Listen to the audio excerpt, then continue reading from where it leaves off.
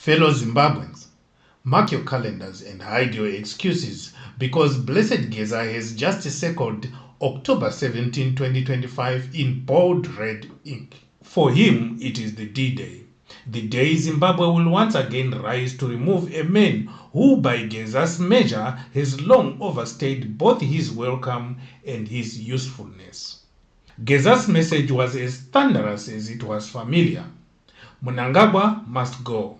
Not through palace intrigue, not through a portfolio reshuffle, but through the streets. Those same streets that toppled Mugabe 8 years ago when Zimbabweans discovered that hashtags could be mightier than the army's AK-47s. But this time, Geza promises something Mugabe never offered and Mnangagwa never delivered: safety. He insists that progressive forces will be deployed in Harare to ensure that no one is shot, harassed, or arrested. It's the political version of free Wi-Fi. Everyone is invited and no one gets hurt. The online crowd listening to that speech could feel a ghost in the air, the ghost of 2017. Back then, the people danced with the soldiers. Today, the soldiers dance with politics. In 2017, Mnangagwa rode on the people's backs to State House. In 2025, the same people might just decide to return the favor and drop him off at his farm permanently. Prekabe loading. As war veterans and other ZANU-PF progressive elements deal with Emmerson Mnangagwa, all progressive Zimbabweans are gathering in the streets of Harare. We are demanding a complete stop to attempts to murder our constitution. Let's all come out to say no to a third term.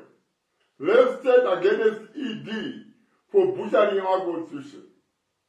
On Friday, 17th of October, fellow Zimbabweans, let's say no to state capture by Tagure, Chivayo, and their fellows Kananga.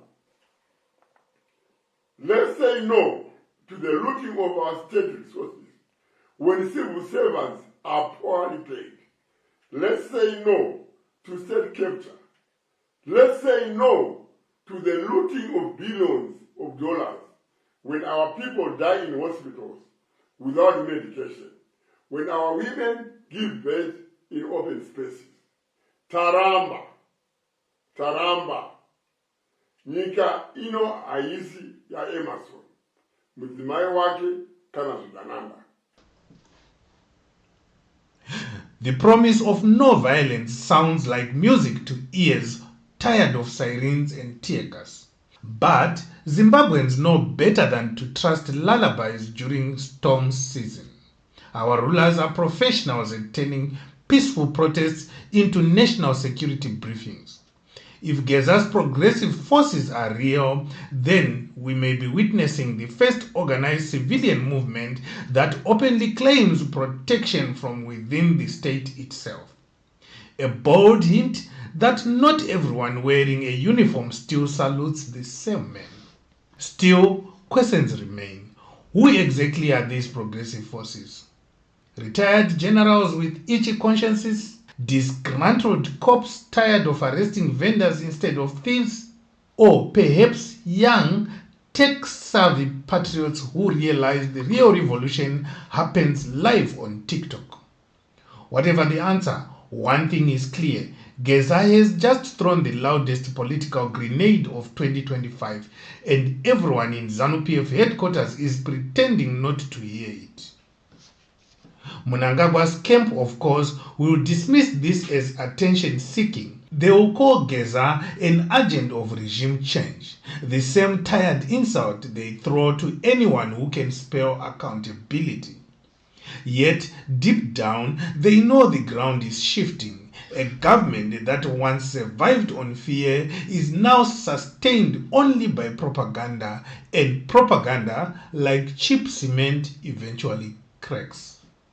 As October 17 approaches, Harare, may again become a theater of destiny. Will the people flood the streets like 2017, chanting for freedom with smartphones in hand, or will fear, fatigue, and food crisis keep them home watching reruns of past revolutions? History never repeats itself exactly, but in Zimbabwe, it certainly loves an encore. Whatever happens on D-Day, one truth is undeniable. Geza has reignited the conversation. The nation is once again whispering that forbidden question: what if Mnangagwa falls? And every whisper, every meme, every shared video is another crack in the wall of silence the regime built with lies and police batons. So buckle up, Zimbabwe. October 17 isn't just a date, it's a test of courage, of faith, and of how far a people can be pushed before they decide to pull themselves up. While ZANU-PF will be enjoying a conference in Mutare, Zimbabweans are called to go and assemble in Harare and ignite the fire of revolution. This is Zimwaves TV, where we say the quiet part out aloud and the loud part with a smile. Subscribe before Mnangagwa bans the internet again, because come D-Day, you will want to say you heard it here first.